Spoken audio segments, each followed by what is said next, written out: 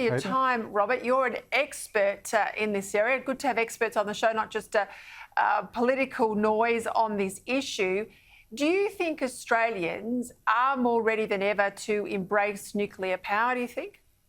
Yes, I believe that we are seeing an incredible growth in the number of Australians that are supporting the use of nuclear power.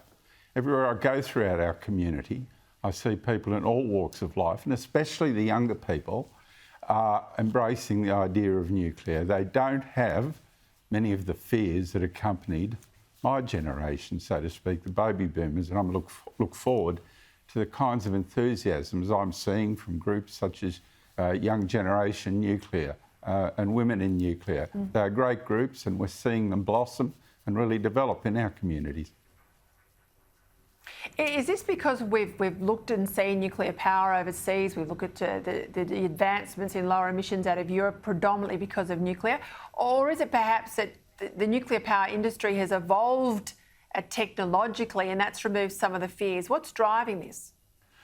Okay, I think people have taken great heed by the example of France, where they've got 76% of nuclear, and a lot of Australians visit France, and we see that as a stark example of how a great industrial nation such as that, a nation we've got great emotional ties with, and the way they're looking after their environment and also protecting their economy. We've got to look at a place like France. They have got about half the cost of electricity there than neighbouring Germany, who've been struggling to get their emissions down, and yet France has got about a tenth of the emissions, electricity emissions of Germany.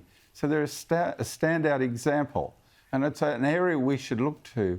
But we've also got the great examples that are being set by our Commonwealth cousins, and this is something that may strengthen the hand of our government's confidence in this matter.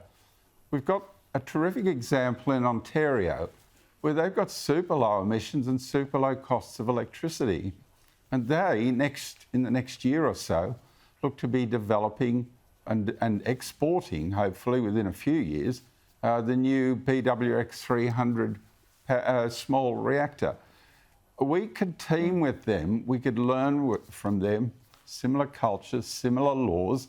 It's not a David and Goliath episode we've got here, it could be a meeting of equals. We could also look to Britain with Rolls-Royce and the development of their small nuclear power plants. So there are great ways in which we could bridge this divide of polarisation by joining with our cultural, similar nations of a similar cultural background to develop these ties and confidence. What do you say to the argument whenever you talk about nuclear with experts, and they'll say, yes, we like the idea of low emissions, but, oh, look, it'll take far too long and Australia's not really equipped to have a nuclear industry. I've never known Australia to back away from anything by saying it's too hard or we haven't got the manpower. We always go out there and get it. What do you say to the critics? And if the government wanted to go nuclear, what's actually in the process? What happens next? Well, let's look at one recent example, successful example. It's happened in the United Arab Emirates, where our South Korean trading partners in a company called KEPCO have delivered 5.6 gigawatts. That's 4 large nuclear power plants in one of the nastiest construction environments, a hot place, and they've built these things. And the United Arab Emirates got interested in this idea in around about 2009. Now, they've put in place a regulator, they've trained their people, they've got all the systems up and running, they took the advice of the IAEA, they took the best international advice, and now they're about to switch on their reactors. So we know that it doesn't take a long time in that one example. But prior to that, we had the fantastic example, and I'll come back to France.